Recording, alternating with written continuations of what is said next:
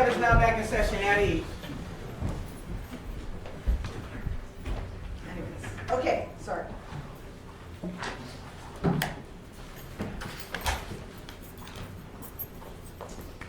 So why don't you just, I can't find my notes, which is okay, because I'm going to do a written decision anyways in regards to all of these issues. So why don't you just. I'll start from the top, Your Honor. So going back to the procedural arguments, the main argument in this not being properly before the court is that the actual request made by ACLU on February 21st, 2023 is that it did not include anything in relation to an internal employment investigation, despite the fact that they were fully aware at the time that they made their request that there was an internal employment investigation. Instead, if you look at the substance of the request is actually focused on the sanctioning, the discipline, the reprimand, material specifically describing those punitive actions taken against an employee, not the underlying investigative information. Nothing in there says investigative information. It's certainly not sufficient to put the school district on notice that that's what they were looking for. And I'll refer this court in our briefing. We go to the canons of construction for purposes of statutes and contracts. Really what the ACLU's argument here is because they said any documents and use the terminology including but not limited to, that it's non-exhaustive. Now the district doesn't disagree that it's non-exhaustive, but it's limited and constrained. So the any documents is limited and constrained to the specific types and kinds of documents identified A through G in their request. And what they... So here's my question. One of the things I just heard you say today was like employee documents. So when the ACLU asked for any logs, documents, and or files related to the February 9th, 2023 incident at Durango High School, and then they have like, subparts to it, and one of them says, any communications by CCSD employees discussing the incident, including but not limited to CCSD administration and police personnel, is what you're saying to the court that the district is not on notice that comment, as well as any reports, notes, or other written material generated by CCSD's employees describing the incident. Are you saying that all of that, and where they're talking about discipline, that together does not means to the district they're not asking for investigative reports? That's correct, Your Honor. The internal investigation is completely and separate from the February 9th incident. Well, as far as two investigations. So we have an investigation into the February 9th incident. It's a criminal investigation. Okay.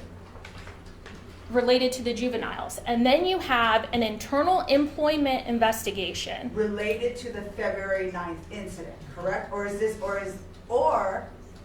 the district saying that the investigation into that lieutenant is broader than the February 9th incident? It's related to the officer's conduct on February 9th. But they are two separate issues. They're identified entirely separately. Just because the officer's conduct occurred on February 9th does not put it in the February 9th file. But isn't the investigation related to the policy, whether he followed the policies and procedures related to what happened on February 9th? Or is the court misunderstanding what that investigation had to do with?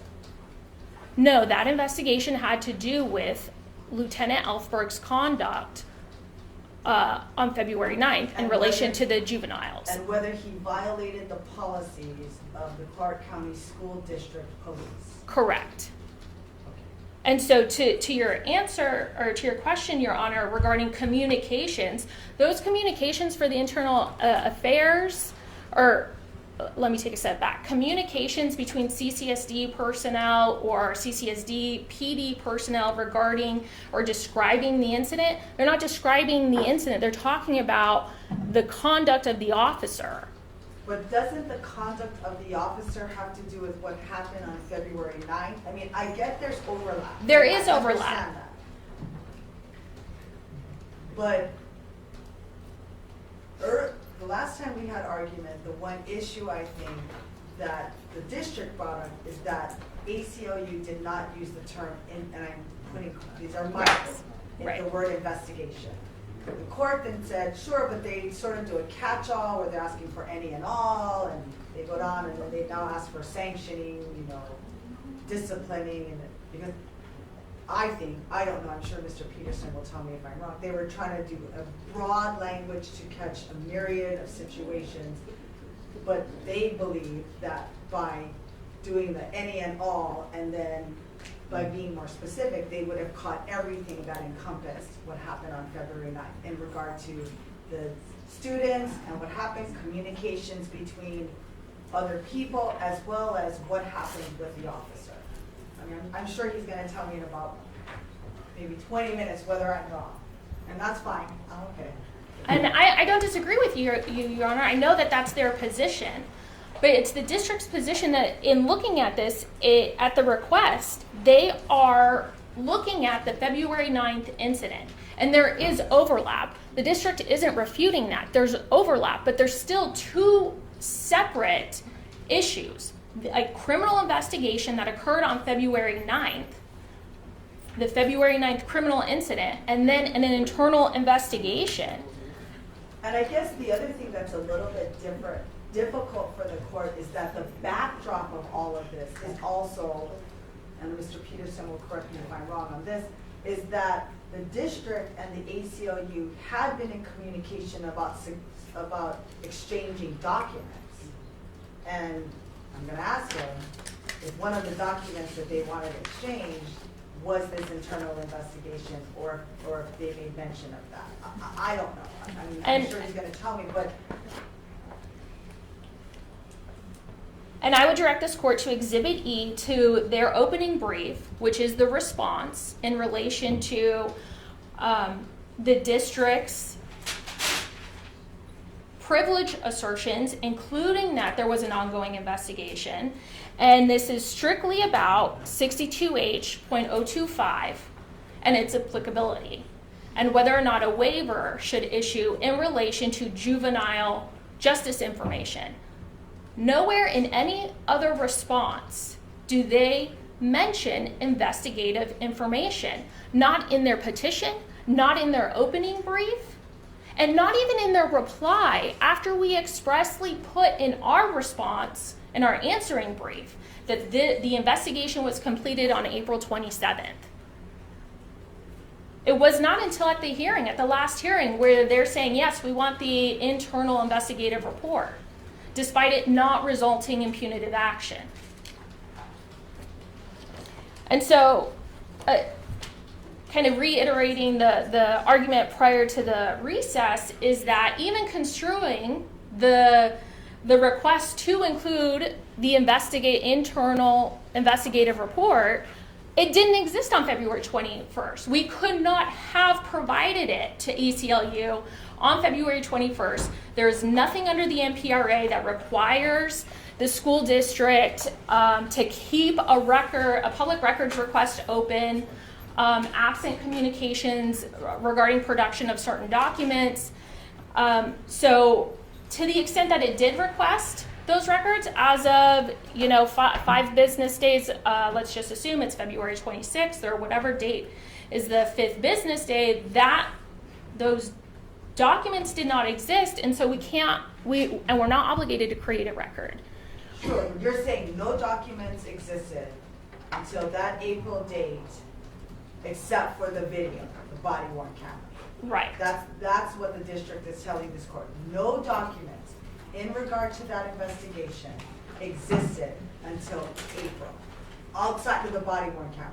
Outside the body worn camera, or to the extent that CAD was used for some reason, Yeah, Other than cat those and bottom documents, point counter yes. That I think are generated that day. In relation to the specific to the district is February 9th. representing to the court that no other documents related to this investigation were generated until after the April 27th, or on or about the April 27th date. That's correct, Your Honor.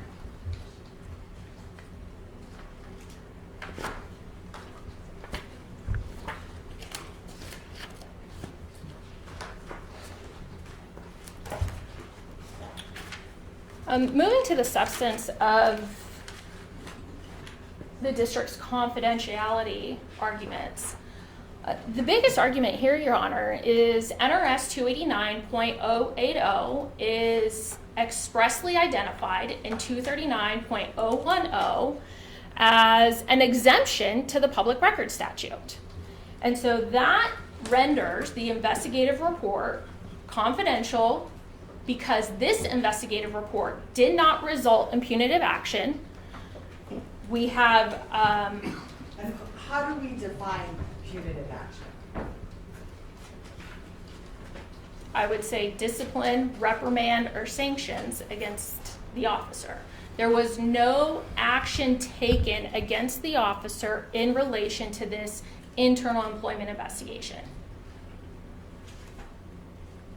And because there was no action taken, the law precludes the investigated officer, in this case, Officer or Lieutenant Elfberg, from being able to review the investigative report.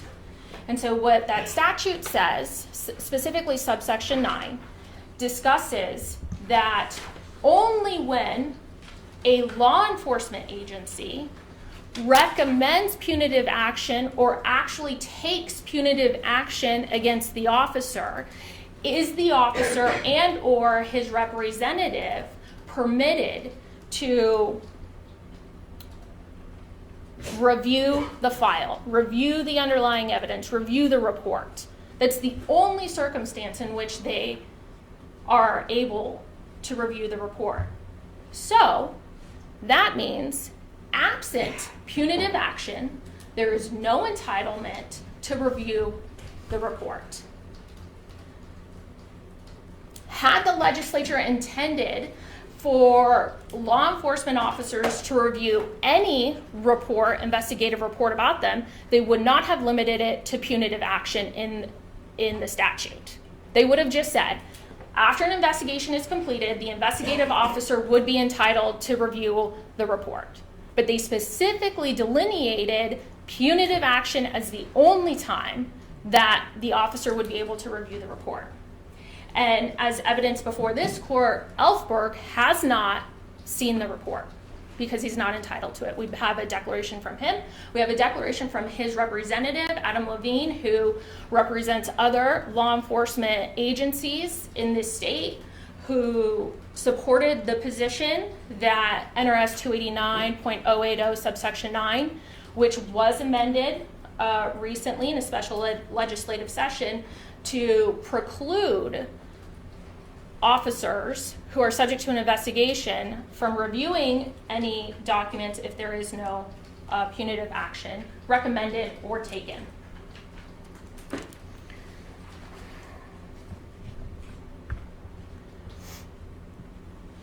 Even if this court doesn't want to interpret the statute as rendering the investigative report in its entirety confidential, that statute, along with NRS 613.075, support the government's interests in relation to maintaining confidentiality over these reports that are purely investigative in nature and don't result in any punitive action and are not placed in an employment file of the employee. I would direct this court to the CCSD case where they used statutes, specifically the sexual harassment statutes, to demonstrate that there was a non-trivial privacy interest in the teachers and the witnesses that were involved in those investigations to have their names redacted. And so this court can take notice of those statutes in support of the government's interests, which then turns the burden to ACLU under the government interest balancing test to demonstrate a public's interest in access. And the case that they rely on is the LVRJ versus LVMPD case, which came out in March of this year. And as I explained at the last hearing, that's really comparing apples and oranges. What that case dealt with from a governmental interest standpoint was a criminal investigation about, as the Supreme Court put it, a violent crime, solicitation to murder his wife.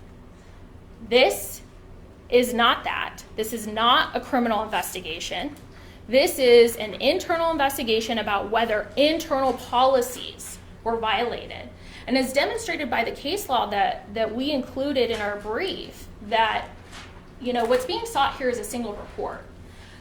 The ACLU is trying to rely on the LVRJ versus LVMPD to demonstrate that the public has an interest in investigations. Well, as I pointed out, those investigations are completely different. Well, I think, so one of the points of this law, right, is transparency in government. And again, I'm sure Mr. Peterson will tell me if I'm wrong or not. I think the interest of the ACLU, it would seem, is manifold. One is to get the information. Two, in regard to this officer, if the officer is violating the policy and he's violating the policy, then they have an interest in bringing that to the attention of the public, because transparency in government is important. And if somebody who is in the position of authority over students, and not just a teacher, but who has firearms and is in the police capacity, they have an interest in somebody who is, I'm not saying the person was breaking the law, but who potentially is violating policies and maybe even breaking the law, for that information to get out and not be protected under some confidentiality that the government has. I would think that's would be what his argument is going to be. That's what the interest is. I understand that, but that's not necessarily in the brief. The brief is citing to LVRJ versus LVMPD, saying that they've already established that there is an inherent interest in investigations. The distinguishment between LVRJ versus LVMPD is that you have an NHP officer who is alleged to, while on the clock, solicit someone to murder his wife. So you're saying the difference is a criminal investigation? There's a criminal investigation. The government interest case didn't even necessarily focus on the criminal investigation aspect. The government interest in that case focused on the confidential informant. Sure. Okay, so it wasn't necessarily the actual investigation. So what was in front of the Supreme Court and what they addressed was essentially redactions could resolve the government interest of maintaining confidentiality of the CI, and the public would still have access. That's not what you have here, Your Honor. This isn't about just redacting a name and having them, and that goes to the privacy interest of the officer, which I'll get there, but the government interest argument that was presented to the Supreme Court in LVRJ versus LVMPD was about confidential informants and how confidential informants are used and the necessity to keep them private, and how their use is sensitive information. And what the Supreme Court said there in balancing the government interest is that the government's interest can be satisfied by just redacting personal identifying information in relation to the CI. This is different. We are talking about, we've got statutes in Nevada that inherently recognize that a public officer, not law enforcement officer, but a public employee's personnel information does involve privacy interests. And while there are specific statutes for state employees, and other employees of a public nature. What we're talking about is specifically an internal investigative report that NRS 289.080 recognizes that really it's not, it is of a confidential nature absent punitive action. And I think that, you know, in your explanation of what you believe Mr. Peterson is going to say, you said, well, they're entitled to know if an officer is violating policy, or that they're going to argue that the public interest is if the officer is violating policy. And I think we would be in a different position if punitive action was asserted, Your Honor. But how do we know that to get around disclosure of these records, you don't take punitive action? I'm sorry, can you say that again? So how do we know, right, that the district doesn't say, okay, if we don't take punitive action, then we don't have to disclose the reports? Well, I think the district has an interest in ensuring that its employees follows its policies and procedures. If not, that would make the procedures completely futile. Could you do something less than, let's say, a punitive action, not call it discipline, not call it a punitive action, not call it a suspension, not call it a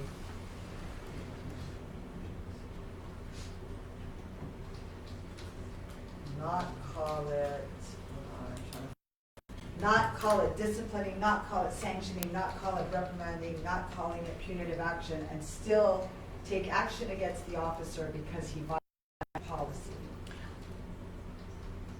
As I sit here today, I can't imagine something being done to the officer, whether it's transferring positions or anything of that nature, that would not be seen as punitive action for purposes of that statute. But moving on to the privacy interests of Lieutenant Elfberg, he has not seen this. And so essentially, if this determines that the internal investigative report is a quote-unquote public record, it essentially eviscerates 289.080, and it will allow employees within police agencies, a law enforcement agency, to simply do public records requests to their employer and say, I know that there was this internal investigation and I want to see the report of my colleague. And that is going to create a snowball effect. And as we mentioned as is mentioned in Adam Levine's declaration, law enforcement agencies are different. This is a paramilitary organization. It requires law and order. And it can easily be seen as a snowball effect that if internal reports are going to be made a quote-unquote public record, then it's going to be a free-for-all. And public employees... Why could I not redact the report? So I think that's a good point. In this specific situation that has not been presented to or addressed by the Nevada Supreme Court, this is a situation where we are talking about a specific employee. Everyone knows Elfberg was the one that was being investigated. Everyone knows that this investigation pertains to Elfberg. So there are no redactions that can be made to protect his privacy interests. Redacting his name alone does nothing because it's already in the public. Everyone knows it's him. And those are the cases cited to the Hunt case out of the Ninth Circuit that discusses when the requester makes that specific request and it's known that this employee was internally investigated, there are no amount of redactions done to protect that privacy interest because redacting his name does nothing. As far as the other individuals who gave statements in relation to the investigation, the CCSD case inherently recognized that individuals who participate in such investigations have non-trivial privacy interests. And so there isn't a dispute by the district that those names could be redacted for purposes of their privacy interests. But the argument is the overall arching, if we're going from strictly with balancing tests between NRS 289.080 and specifically Lieutenant Elfberg's privacy interests in this record, redactions cannot sufficiently address those interests. And I'll refer this court back to the LVRJ versus LVMPD case, because that was the issue in that case, is that the court said that there should have been, that redactions suffice. So in that case, the Review Journal did a public records request for an event number and wanted the audio and video recordings related to that. The court said that you could do the reductions, you could change the voice recordings, you could do all of those things. Right, and so what the court said over and over was Metro failed to show why redaction would fall short of protecting the interest being asserted. And the argument here is that this is a completely different case than CCSD, where they were arguing that the witnesses, the victims, the teachers, the students who all participated in the investigation, their names could be redacted because they're not publicly known.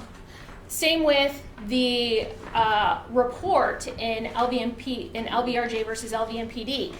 You can redact the CI's name, you can redact the trooper's name, you can redact his wife's name and still produce it. You cannot get the same result here because it is public that he was the only officer that was investigated in relation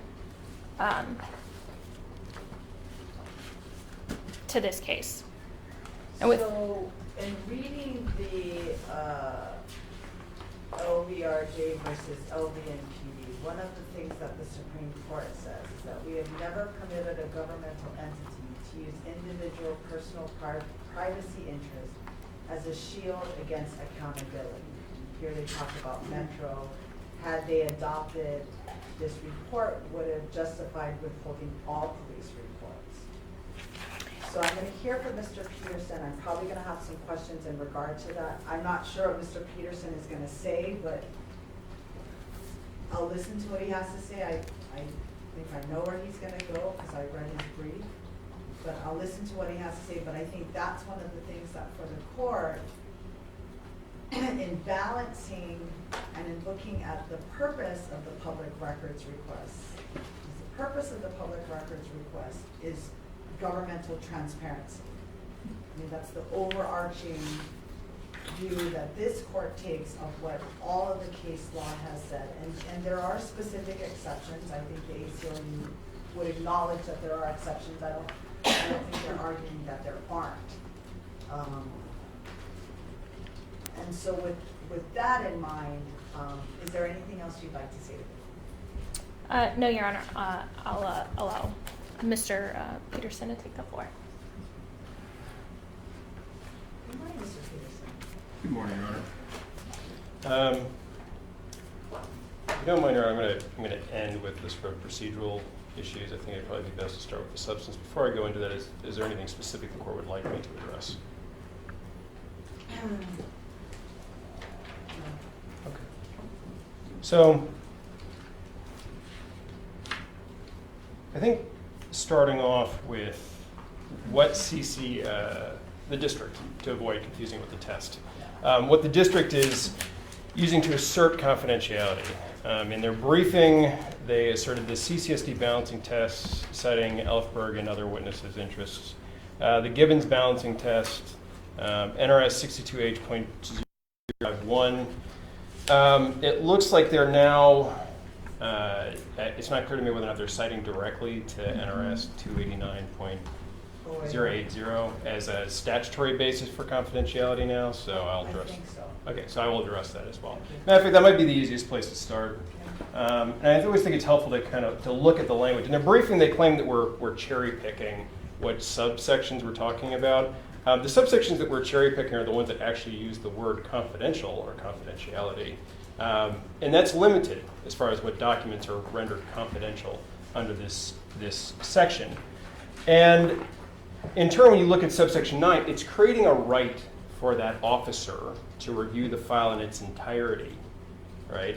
But that doesn't mean that the officer wouldn't have other rights elsewhere. And it's not clear at all from any of the representations that Officer Ellsberg made any effort to review his file or demanded to see his file and they refused to give it to him, or he filed a public records request. And I think something else that might be telling about this subsection 9 is that it also allows the officer to review the file in its entirety, including documents that would otherwise be rendered confidential under the MPRA. So in some ways this right is broader than what is under the MPRA, but that does not mean that the officer doesn't have the right, like every other member of the public, to file a public records request.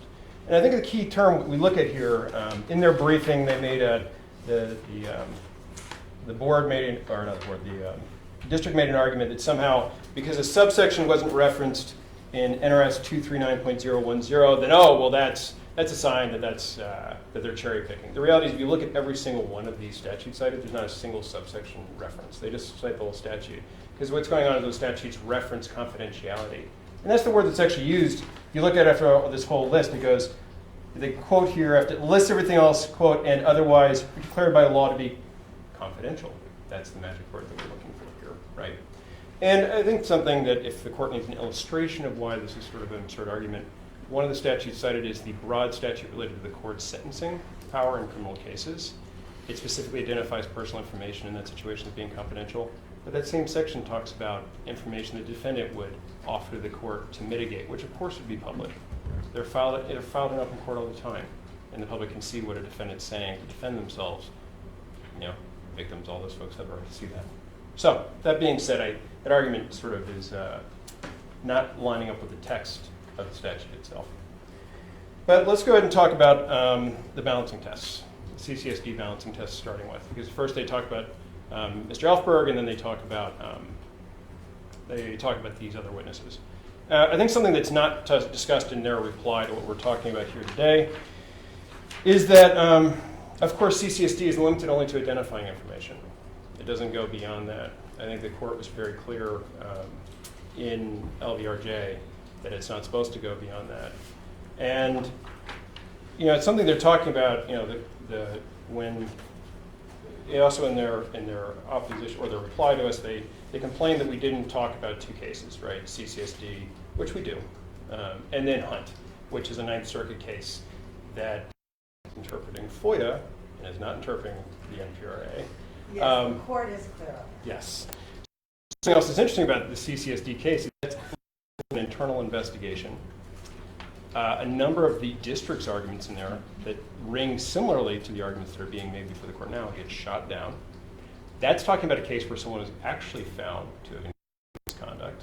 So you talk about the privacy interest in not having that exposed to the public. It would be much more say a report that, if done properly, should clear you of all wrongdoing. And then on top of that, Do I sense cynicism? I am a bit, Your Honor, it's my job to hold the government accountable. And an important part about the Public Records Act is that we don't have to accept the government's word about what it did, right? That's the core. And that's actually what LVRJ makes abundantly clear again, that part of the goal here is a government accountability, right? Especially in situations the government is investigating its own. So when we're talking about CCSD balancing test, I think something else that really needs to be clear is that this cannot be a hypothetical harm. In CCSD balancing, the reason it acknowledges that those witnesses can have their name is because there is a person, the person in that situation who was the subject of the investigation and was these people's bosses, was the trustee, the fear of retaliation against those witnesses for coming forward. There was a tangible harm that was clearly laid out. In this situation, we just have this broad claim of, oh, there'll be stigma or there'll be harassment, which is specifically rejected in LVRJ. The court says that's insufficient. And when they point out when it comes to the witnesses, so going back to the CI, the idea of redaction of CI is actually only talking about the statutory confidentiality, which is explicit under statute that it's supposed to be confidential, right? The identity of the CI. Fine redact, so that's redaction. When we talk about remanding back down, it's because the lower court hadn't actually considered whether or not LVMPD could generate a specific tangible concern for those individuals. However, in this instance, the district has had the opportunity to offer the court that. In fact, we invited it in our opposition. It has been months now, and there's public scrutiny. And you're saying yourself, everyone knows who this man is. What stigma has he suffered? What harm has he suffered? Who has harassed him? Identify them, please. And we didn't get that. So at this point, it is hypothetical, even after a significant amount of time for it to crystallize. It is purely hypothetical. And again, if we're talking about a report, it should be clearing him that somehow was said that he did nothing wrong. It would simply reduce the stigma. Fair, Mr. Peterson, I don't know that the district has said that it's cleared him. What the district has said to the court is that they have taken punitive action, they have not disciplined him, sanctioned him, or reprimanded him. I would agree that you would think that it cleared him, but I'm not sure if there's a middle area that the court is not aware of. Well, I would invite for opposing counsel to correct me if they had actually found that he'd engaged in misconduct but decided not to sanction him, which actually goes back perhaps to the public's interest. If we have officers who are actually violating policy and engaging in misconduct and violating people's constitutional rights and engaging in excessive use of force, and the district decides not to discipline that officer, that goes to the core of what LVRJ is really about. Because at the end of the day, it's not a distinction between criminal and civil. What that case was really about was the public does not have to accept at face value when a law enforcement agency, to be fair, probably more broadly than that, government agency generally, but a law enforcement agency in particular, where its employees carry firearms and are licensed to engage in violence under circumstances which other people are not allowed to do, they give them a clear pass under circumstances where there has been evidence of wrongdoing that has been captured by the public and has been widely publicized. And I think something that I would go back to Hunt just briefly about, right? Because I think they wanted to talk about Hunt, but I think the facts of Hunt are illustrative, perhaps, in what's going on here. Where you have in Hunt, the plaintiff filed a complaint where there was no evidence supporting that complaint whatsoever, basically generated the investigation and then wanted the investigative report. And I think that probably the court's looking at Hunt, the facts in Hunt, saying this is not looking very appropriate. We have suspect, and they actually talk about that, saying there's really no evidence of misconduct here, and so you don't have any interest in that. However, the court says in Hunt, and actually, if you don't mind, I'd like to pull up my phone with this quote, because I pulled this up shortly beforehand. Quoting Castaneda, or citing Castaneda, the Ninth Circuit has also recognized the public interest in ensuring the integrity and reliability of government investigation procedures is greater where there is some evidence of wrongdoing on the part of the government official. And what has been clearly captured on video is a CCSD police officer grabbing a young man who is not approaching him, who is backing away, wrapping his arm around his neck, slamming him into pavement, and then climbing on top of him. That is evidence of wrongdoing. Now, it appears that, and so much so that an internal investigation was in fact opened, not because our clients demanded an investigation. There's been no allegation that our clients filed a complaint and then demanded an investigation be opened, right? It appears that CCSD has opened the investigation by itself on its own initiative, which again suggests it itself viewed that as evidence of wrongdoing. So, I guess I could ask them. yes, that would be of interest. It may be relevant, but I think the key thing here is that there's a different situation than the facts in Hunt. Now, I do want to go back, though. I think I'm getting a little ahead of myself. These things get intertwined, of course, Your Honor. So,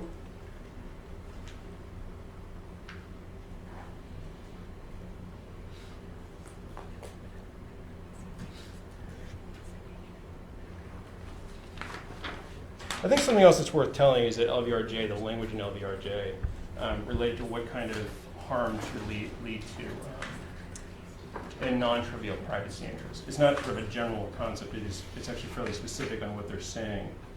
I'm going to pull up the language here quickly, if you don't mind. And this is the definition they offered here, and I'm looking at, let's see, it looks like, sorry, I just want to give you a citation. It looks like I'm looking at page 526, third reporter 737. And non-trivial personal private interests arise, quote, where disclosure poses a risk of harassment, endangerment, or similar harm. So we're looking at something, when you think about that language in the context of the law of harassment, we're typically looking at some level of stalking, some level of repeated misconduct towards that person, or endangerment, as in that person's in physical danger. And it's interesting, actually, there's a case that the district does cite related to when an officer's information was not being disclosed, but that related to undercover officers, that if you disclose their information, they would in fact be endangered, right? That's where CCSD kicked in under those circumstances. This is not the situation. Again, they've not articulated a situation where he'd be endangered. And on top of that, they themselves acknowledge his name's been in the media for months now. So I don't know, it's not, it is, they would have had the opportunity to establish that. Now,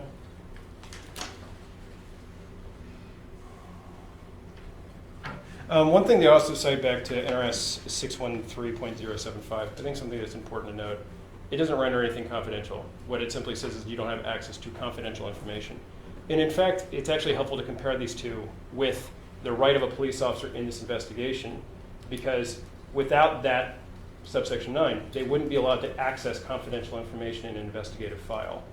But now they can, under subsection 9, and actually review that. So that's why that right exists there. But again, it doesn't prevent them from putting in a public records request for information in that file that is not confidential. And then talking about the other witnesses' interests, they've not articulated how that would be any different than any other witness in any other instance. You could basically use that to justify not disclosing literally any records containing the witness. And talking about the public interest, I've hit upon this previously. Obviously, accountability generally is important. But we're talking about a situation where accountability is particularly important. Again, accountability is the district holding accountable an officer that used violence, and that's undisputed, used force against a student captured on video, right? And obviously when you talk about the public interest, this is not just merely a hypothetical public interest that is being manufactured by the ACLU, as judged by the fact that the massive amount of media coverage, and on top of that, I think the court could probably take judicial notice of how frequently her courtroom has been packed related to this situation. And a key thing is also different community groups coming, right? Whether it's ranging from SEIU, important union in our community, to the NAACP. I mean, we're just talking about different groups that are also acting independently from this matter that we've cited to, holding town halls about what's going on here, right? This is a core interest of making sure that people who are going to our public schools are kept safe and their families care deeply about that. That's not awesome. I figured, Your Honor. So going back to, then they turn to the Gibbons. I think in some ways there's no new, really clear Gibbons arguments beyond what they were arguing sort of more specifically in their CCSD arguments.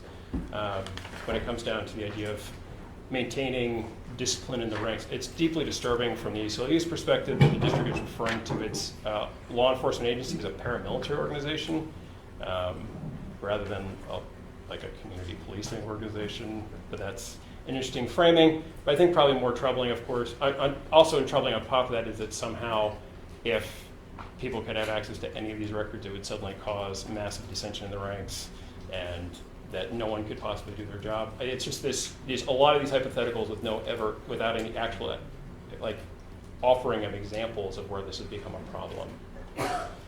Well, sure. The fact that something that the court does may cause more reports to be generated or more people asking for those requests, I don't know if that's persuasive to the court, right? Because I mean, the law was created for a reason, clearly, and so if something generates more reports, then that governmental agency sort of just has to deal with that. I also think this argument would apply probably even more so to the LBRJ situation. If that record is not confidential and not held away, then I can't see how an internal investigation that cleared an officer, or at least did not result in punitive consequences, yes, would cause problems amongst other officers at the CCSD Police Department. And finally, I do want to address NRS 62H.0251. There's been obviously some developments, and I do think that they're worth pointing out. On one hand, it's a fundamental fairness issue. I mean, under the argument from the district, MW cannot access the footage related to him from the incident, according to them, because no one has decided to prosecute, no one's decided to move forward with this. But I think that kind of highlights, that leads into this second concern here, right? Which is about the district manufacturing confidentiality. At the end of the day, they issue a citation, refer it over, and they're saying, well, we don't have to turn anything over now. Great, right? Without citing to a single statute where a judge would have actually had any control over MW's fate, or be in a position actually to hold the district accountable if they engaged in misconduct in this situation. I mean, especially when you compare it to the idea of the arrest, which we talked back to the Raga case, you know, where in that situation, there was a clear statute on point where a judge would have had control and would have received documentation under the circumstances, presumably because there was an actual arrest being made. And, you know, what if the district's argument is embraced, it incentivized the district that whenever an officer engages in misconduct, where there's high visibility, we're going to come back around, we're going to issue a citation, even though it is not warranted, and we're going to pass it along and refer it over to an agency. And at that point, no matter, even if that agency says this is crazy, this does not warrant prosecution, this is not acceptable, somehow it all becomes confidential, and the public can't hold the district engaging in that behavior accountable. So now I want to get back to where the district's argument started with these procedural hurdles. And I think that there's, at the end of the day, going back to that theme of manufacturing, I mean, what we're seeing here is a manufacturing of procedural hurdles. I want to start by simply pointing out that a request does not need to be made in writing under the NPRA. It can be made orally, actually, and that's explicitly in the NPRA. I am not sure, short of like, again, writing it down in an email, sending it over, we made it openly in court. Any clarifications needed, we reasserted that. We offered an affidavit, again, in a filing that was definitely served upon opposing counsel representing the district. So this timeline game serves no purpose, and I think that's in more, maybe, again, to be practical, it really serves no purpose, right? They are aware of what we want. They are aware that we've requested it. It is not subtle. We've not hid the ball there. I would say that you are not subtle. Yes, and on top of that, I mean, in your yes, I try not to be too subtle when what I'm looking for. It's not really how I practice. But I think there's also another aspect of this, which is what they have not actually articulated what their prejudice is at this point. They've not articulated what they, you know, as far as we've had a whole nother briefing about this. The court actually gave supplemental briefing on this issue, did not rule on that issue. Well, I did, and then I. Right. And so but I think that the idea is we've had a full back and forth. In fact, the court even granted them the courtesy of inverting the usual briefing schedule by allowing them to open the briefing and for us to be in the opposition. And they'll get the final word on this. And then on the ground, what's the point? At the end of the day, let's say we do what the district is asking. And I don't think the court encouraged us to do this. The court raised that as an option, and when we explained last time that it would lead to absurd results, the court did not press that issue and in fact granted the briefing schedule. Here is my recollection of what happened here. But when we look at the back and forth that's going on, right? Okay, so we submit a request. Are they suddenly going to turn around and say, oh yeah, here are the records? No. They've made it clear they're not going to give us those records. They've already laid out their arguments. They've already asserted their confidentiality. And we've already litigated the issue. And they've made it clear. And so we have this back and forth. So the goal here is simply to waste more resources and more time for us to circle back around later to litigate this, when it's a document that is clearly connected to the substance of what's going on here. And I want to get down, actually, to the other part of this, which is, again, when they talk about whether documents are out there. They're saying that there's just this report, from what I can tell, from what they're saying. So I asked several questions, Mr. Peterson, of the district when we first started. I'm going to go back and ask several others, but that's why initially my question was from February, I'll say 10th, right? Because I don't know what, if anything, was generated. February 9th, all the way until April 27th, right? Nothing besides the body camera, which we knew existed, and the CAD, probably, which we knew. No documents were generated. And you heard the question from the answer from the district. Because I asked that question. Were any documents from February 9th until April 27th, outside of the body worn camera and the CAD, which in your experience, you know the CAD is gonna be generated that day, and the body worn camera, you know, is generated that day. Were there any documents or reports or anything? I asked that question. Yes, Your Honor. And I think my concern is when they look at this with subsection B of their own filing, the internal affairs investigation report or file is not subject to disclosure. And I'd like to know clearly what is at issue in that file. Because clearly it's not just a report anymore. And Your Honor, I think something else, and I just want to clarify this for the record in case there is more confusion, is that I think for those who have engaged regularly with law enforcement, typically when an investigation is opened up in the modern era of electronic communications and like, there's usually documentation from the day it opens. And if it opens on February 10th, presumably there would be documentation that an investigation was opened. Presumably there would be a collection of records that would have moved into that space of various things that are going on. Presumably if they are doing the job properly, they would be promptly reaching out to witnesses and seeking to speak to them about what happened and explaining what they want to talk about. There is, which of course would be communications. There are a range of things, presumably, if they're engaging in an active, prompt investigation to a matter that the public clearly has a strong interest in, to the point where they're opening an investigation, they would be creating records from the beginning. So I just want to be clear about that. And I also want to go, I think this pivots back to the idea of when we're talking about what the initial request is, and then in turn, in February, and then we've reasserted again. So, yes.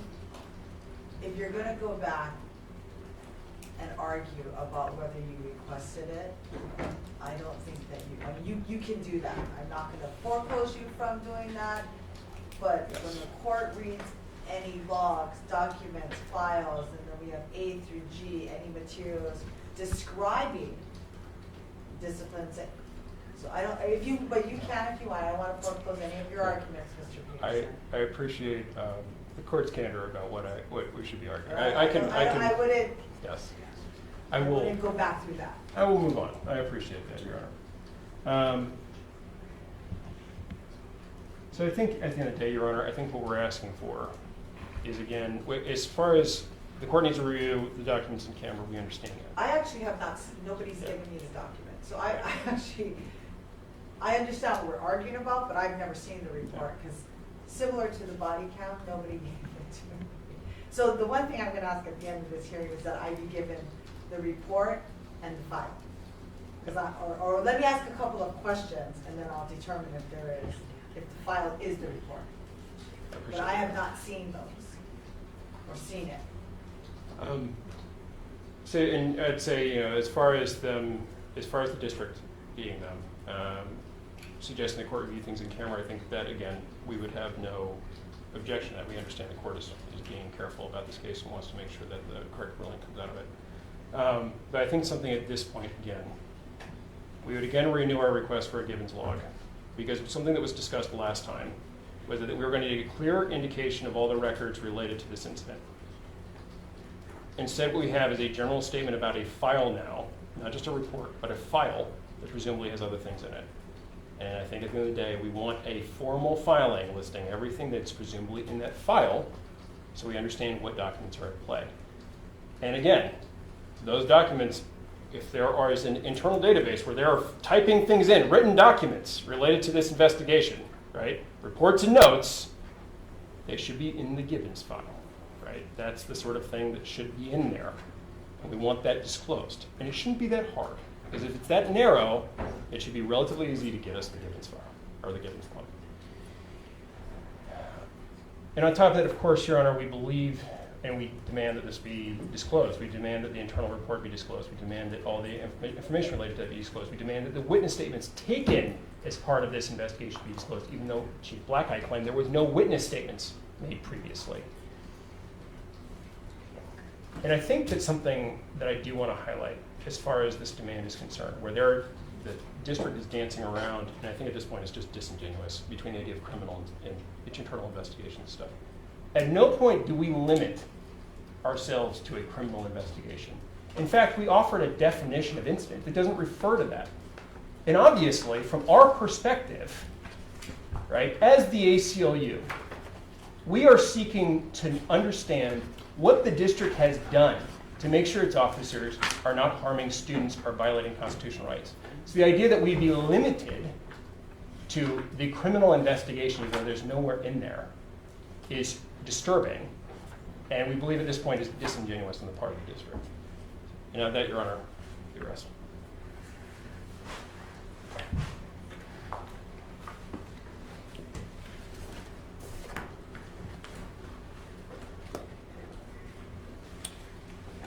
Your Honor, just a couple of clarifications. As far as report versus file. My understanding is here we were talking about a report. But again, I feel like the goalposts get moved every time we're in front of this court, and now there's questions about an investigative file.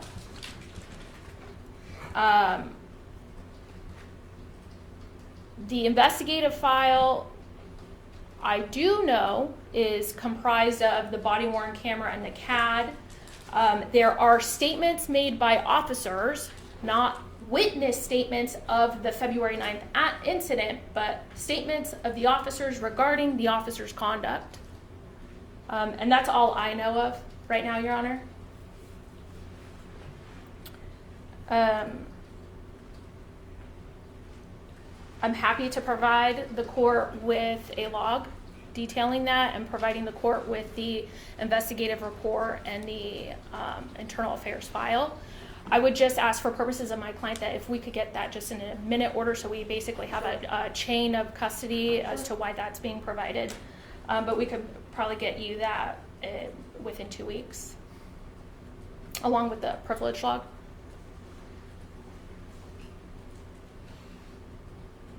Now, the ACLU in their argument focused on actual harm, crystallized harm. The Nevada Supreme Court has said over and over again there does not have to be evidence of actual harm in relation to privacy interests. And I would defer this court to Lieutenant Elfberg's declaration where he identified the multitude of issues that could happen if this investigative report is made public. One being, if at any point in time he decides to leave the school district, this report is now going to be public. And this report is currently not in his personnel file. So subsequent employers would not be made aware of this investigation because it did not result in any punitive action. But by publicly disclosing it, now any future employer would be made aware of it.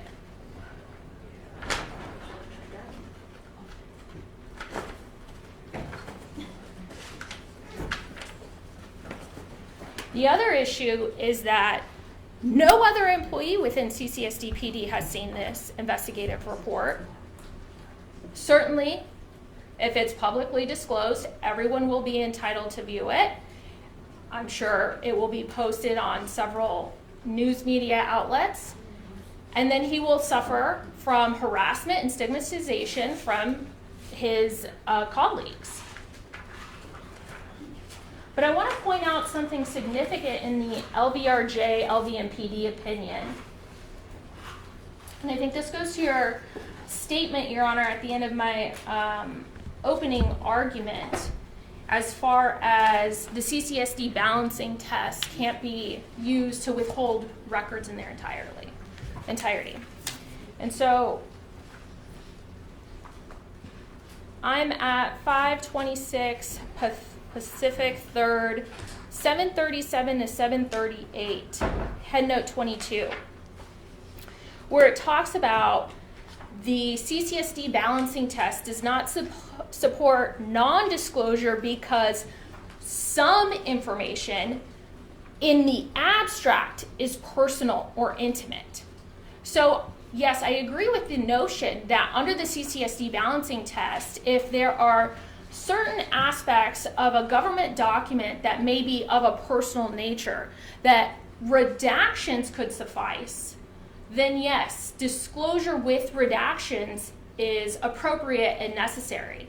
But again, that's not what we have here, right? So following to on 738, what the Supreme Court said is that Metro failed to show why redaction would fall short of protecting the interests, right? So essentially they said, yes, there are interests here, and they are addressed by redactions. And the concern here that I didn't hear ACLU explain, or either here today or in their briefing, is how are Elfberg's privacy interests addressed by redacting his name out of the report?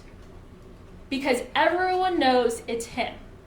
And so the point is, under the school district balancing test, the CCSD balancing test, is non-disclosure is the only way to sufficiently satisfy Elfberg's privacy interests because redactions are not sufficient.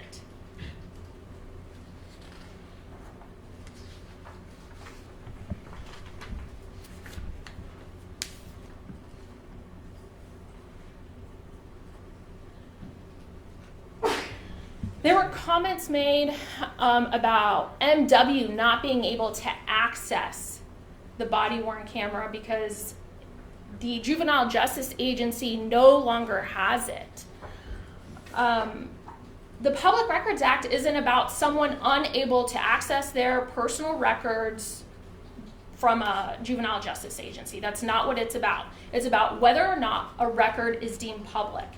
And the fact that the Juvenile Justice Agency recognizes that it received the records supports the district's position that it is protected under the Juvenile Justice Information Statute, NRS 62H.025. And that again goes back to RAGA, where... Well, hold on, my understanding, and I could be wrong, but I thought I read, they received it, but because of Harbor or somebody potentially being in a deferral program, they destroy it. Right, they don't have it any longer.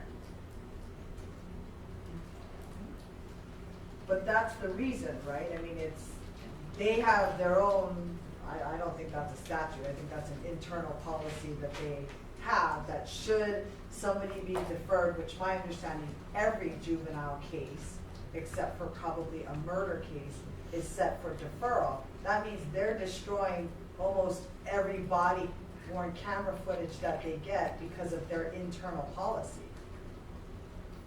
Right, but that doesn't change the nature of the fact that the Juvenile Justice Act applies. Just because the Juvenile Justice Agency decides to implement certain retention schedules does not transform it out of juvenile justice information under NRS 62H.025. Nothing says just because the Juvenile Justice Agency doesn't have the actual records at the time that a juvenile asks for it means that now it's subject to a public record request. Sure, but I think the argument of the ACLU is it's a little frustrating because the argument is, hey, it falls under 62H. They represent MW. And yet now they don't have an opportunity to get this because the policy of the juvenile division is if somebody is set for deferral, we destroy that information. But my understanding is every case outside of very few are set for deferral. So that means all of these are all getting destroyed. I think that was, I could be wrong, that was the part of the frustration of the ACLU. We represent our client, we don't have access to it, and I get your argument as well. I mean, that's how they choose to sort of deal with their records, but I think that's a frustration overall. But I don't know, I don't want to speak.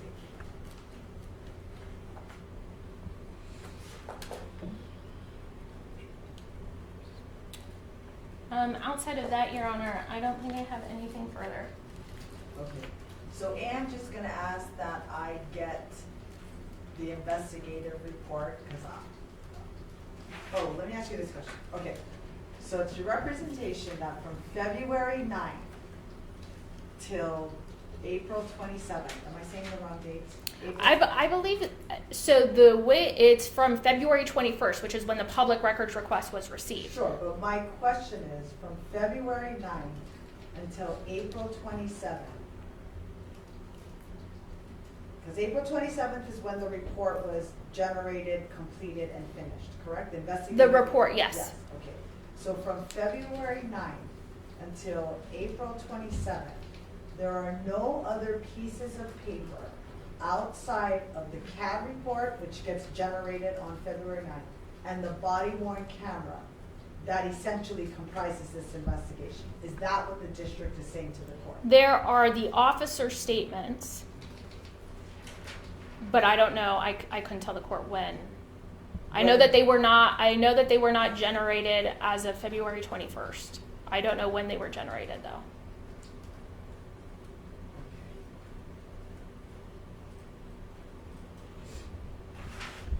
I hope back to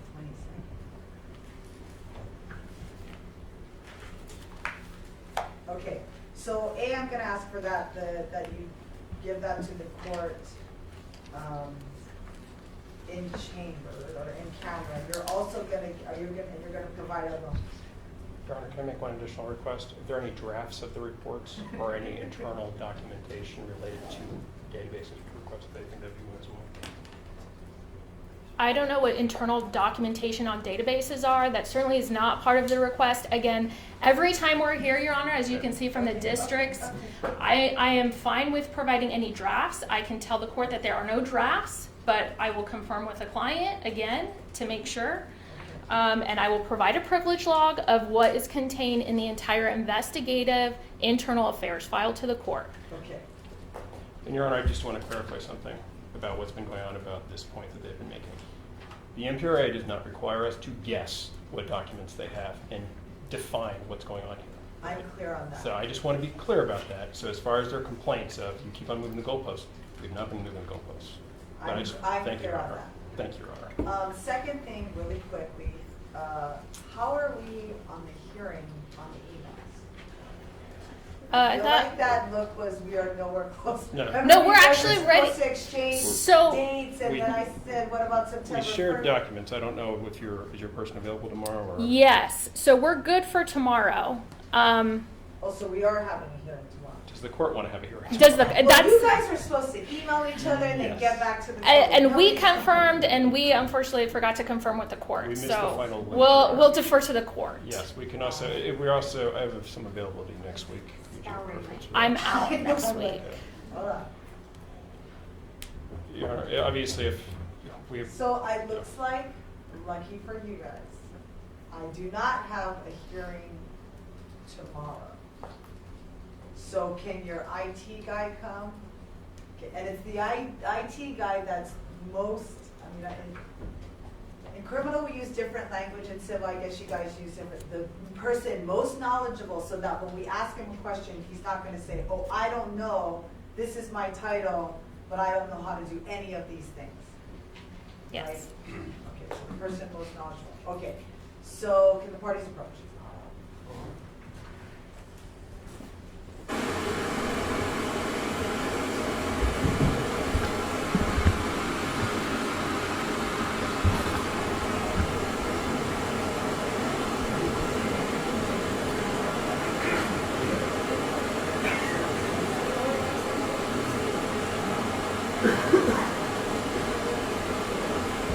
All right, let's set the hearing tomorrow.